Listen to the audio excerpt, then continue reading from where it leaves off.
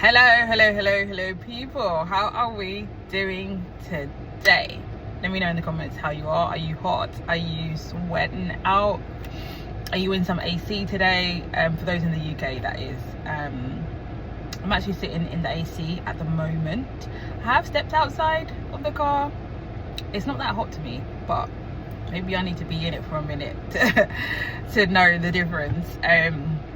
But yeah, it doesn't feel that hot to me at the moment. Anyway, let's get into this video. So we are talking all about project management. So I've done a recent video on what a project is, about planning. So let's talk about risks and issues in this one.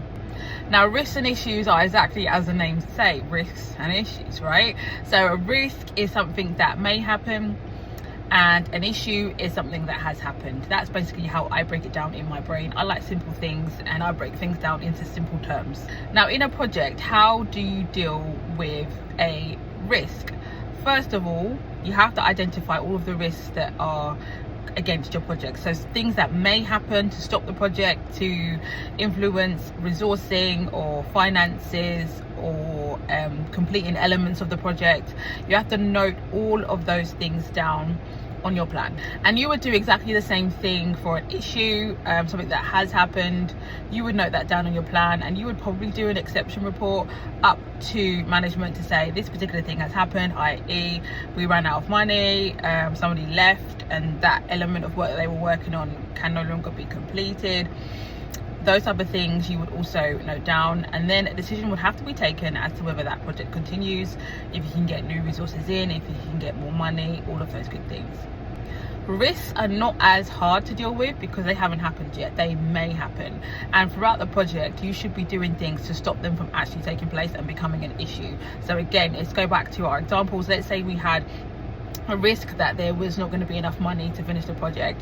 What you would do is you would replan, wouldn't you? And you would only do the things that you had the budget for, and you would make sure that the business or whoever it is that's asked you to complete the project is aware that you're not going to be able to do everything because there isn't enough money, and you would prioritize all of the things that need to be done to complete the project.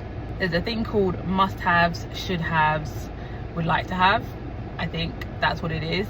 So your must-haves, absolute must do. Should haves are the next thing, and then would like to have is basically not done in the project and can be done in another project, and that's what you would argue to your senior managers if you were having a financial issue and you wanted to minimize that particular risk.